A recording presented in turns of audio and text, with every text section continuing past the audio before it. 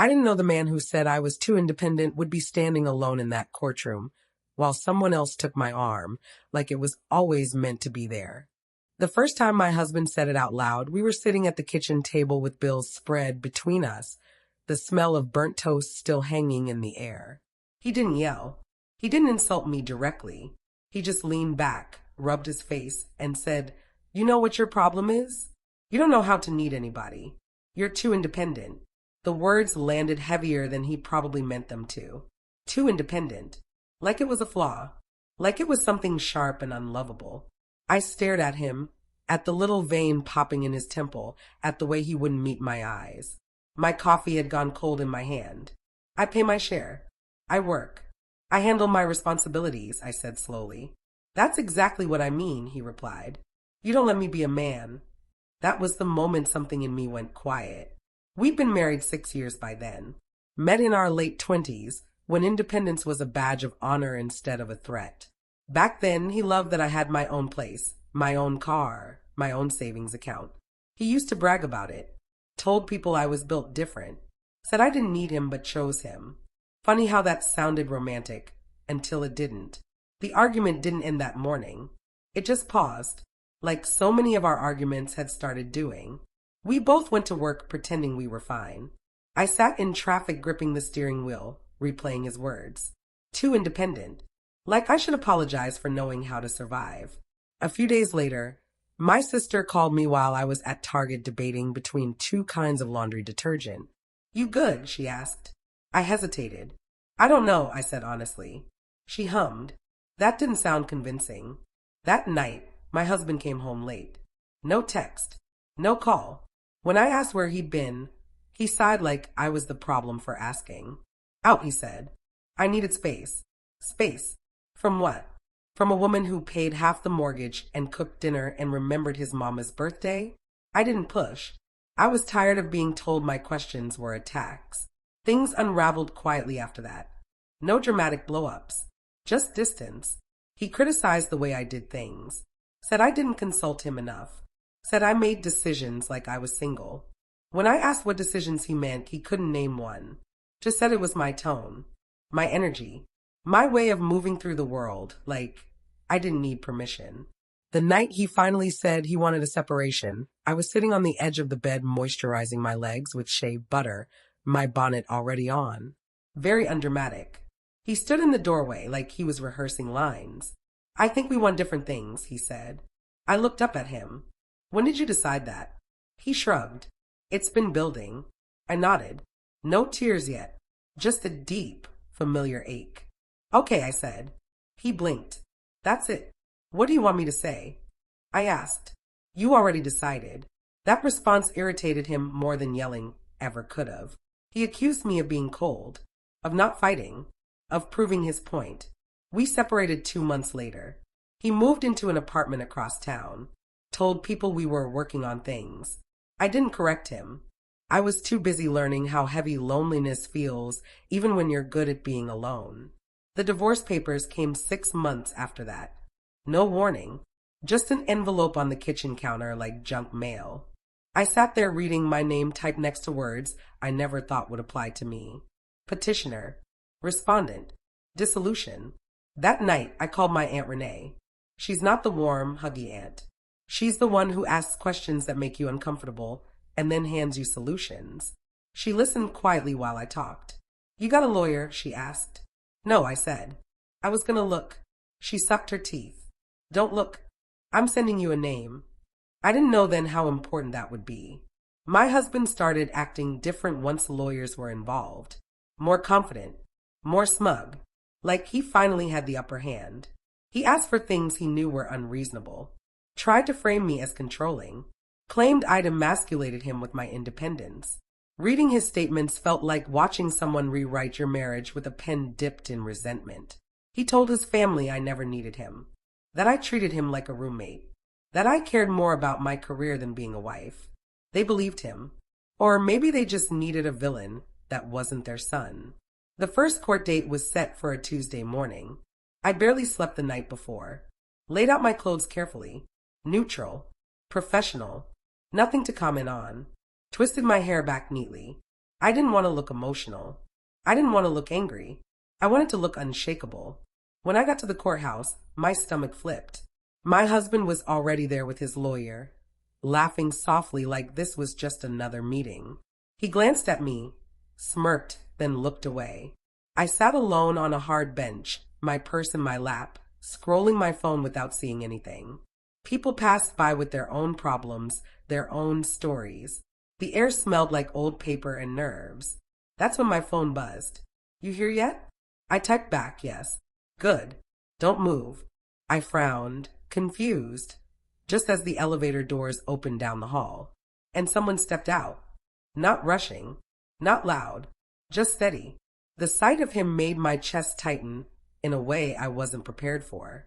He scanned the room, spotted me, and smiled. A calm, reassuring smile that felt like a hand on my back.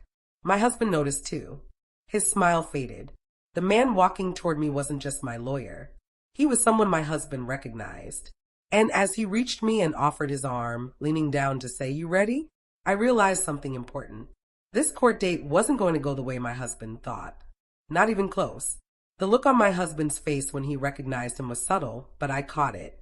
His shoulders stiffened just a little. His mouth pressed into a thin line. The kind of reaction you get when you realize the ground under you isn't as solid as you thought.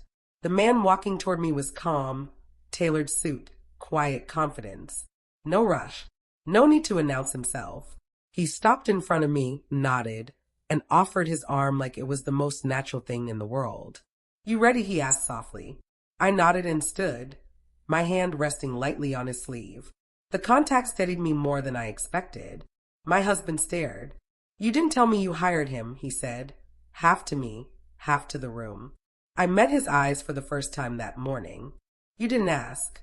The man beside me cleared his throat politely. "Good morning," he said to my husband, extending his hand. "It's been a while." My husband hesitated before shaking it. "Didn't know you were practicing family law now." He smiled. "I've been doing it for years." Years he didn't bother to keep up with, I thought. We walked into the courtroom together. Heads turned, not dramatically, just enough to feel it. My husband sat across from me, no longer relaxed, his knee bouncing under the table. The judge came in. We stood. Saturday. Formalities rolled on. My lawyer leaned over occasionally, whispering explanations, his tone calm and measured. Every time my husband's lawyer tried to paint me as difficult, inflexible, too independent, my lawyer countered with documentation. Emails, bank statements, timelines. Facts don't care about feelings, and that courtroom was full of facts. At one point, my husband's lawyer said, "My client felt emasculated in the marriage due to my client's wife's refusal to rely on him." I almost laughed. The judge raised an eyebrow. My lawyer stood. "Your Honor, independence is not misconduct. My client consistently upheld her marital responsibilities financially, emotionally, and domestically. If my client's husband felt threatened by her competence, that is not grounds for punitive division of assets." The judge nodded slowly, unimpressed. I glanced at my husband. He wouldn't look at me. The hearing ended quicker than I expected. Temporary rulings were set. Fair ones. My husband's jaw tightened as the judge spoke. When it was over, we stood again. As we exited the courtroom, my husband caught up to us in the hallway. "So this is what you do now," he said to me, frustration leaking through. "Hide behind lawyers?" I stopped and turned to him. "I'm not hiding. I'm protecting myself." He scoffed. "You always got to be in control." My lawyer stepped slightly forward, not aggressive, just present. "Sir, any further communication should go through counsel." My husband stared at him for a long moment, then shook his head and walked away. When we reached the elevator, I finally let out a breath I didn't know I'd been holding. "Thank you," I said. He smiled gently. "You're doing great. This isn't about winning. It's about fairness." "Feels like winning a little," I admitted. He chuckled. "That's allowed." Over the next few months, the process continued. Mediation, more paperwork, more attempts by my husband to assert control where he could. He'd send messages that walked the line between polite and passive-aggressive. Comments about how I'd changed, how he didn't recognize me anymore. I didn't respond. I forwarded everything. My independence stopped being an insult and started being a shield. One evening, my mother called. We hadn't talked much since the separation. She cleared her throat before speaking, which told me everything. I ran into your mother-in-law at the grocery store, she said. I sighed.